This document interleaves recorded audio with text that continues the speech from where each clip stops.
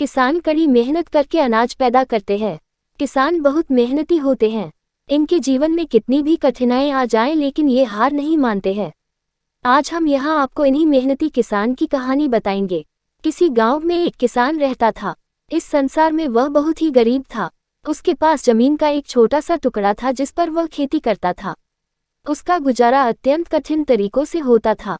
एक दिन सूरज की गर्मी चरम सीमा पर थी, परंतु किसान हमेशा की तरह खेत में काम कर रहा था। पसीने से लथपथ किसान बुआई के लिए खेत जोत रहा था। इसी बीच खेत में खुदाई करते समय जमीन से एक बड़ा सा लकड़ी का बक्सा मिला।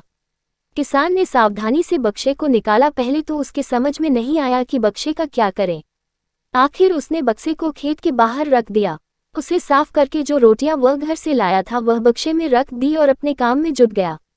दोपहर को जब वह खाने के लिए रोटियां निकलने के लिए बक्से के पास गया तो हैरान रह गया। उसमें रोटियां ही रोटियां भरी हुई थी।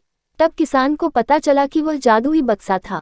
उसमें जो भी चीज डालो उसका 80 गुना होकर बाहर आता। जैसे एक मूंगफली का दाना डालो तो तुरंत उसमें से 80 दाने निकल पड़ते। किसान ने तृप्त होकर खाना खाया और उसके बाद किसान संतुष्ट होकर बक्से को घर ले आया। बक्सा मिलने के बाद किसान बहुत खुश था। उसे लगा कि उसके सब दुख अब दूर होंगे। वह लालची नहीं बल्कि धैर्यवान व्यक्ति था। उसने बक्से का दुरुपयोग नहीं किया। उसे जब भी किसी चीज की जरूरत होती तो बक्से से तुरंत प्राप्त कर लेता।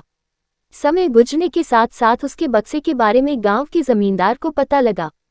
जमींदार बेहद लालची था और उसे लगा कि ऐसी ही जादुई चीज पर तो उसका अधिकार होना चाहिए। उसके आदेश पर जमींदार के लठठेठ किसान को पकड़ कर ले आए।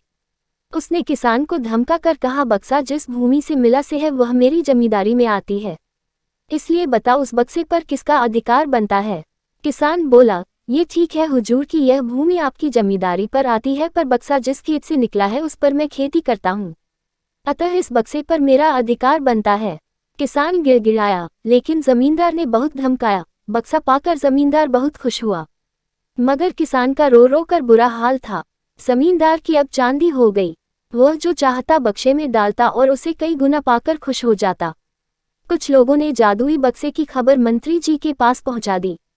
पहले तो उसे विश्वास नहीं हुआ, फिर उसने अपने विश्वस्त सेवक को बक्से की सच्चाई परखने के लिए भेजा। वहां जो उसने बक्से का जो जादू देखा तो वह मंत्री के पास जाकर सारी सच्चाई बता दी। मंत्री ने जमींदार को बुलाया, फिर उसे डराते हुए कहा, हमें पता चला है कि तुम्हारे पास एक जादुई बक्सा है, उसे तुरंत हमारे हवाले कर दो।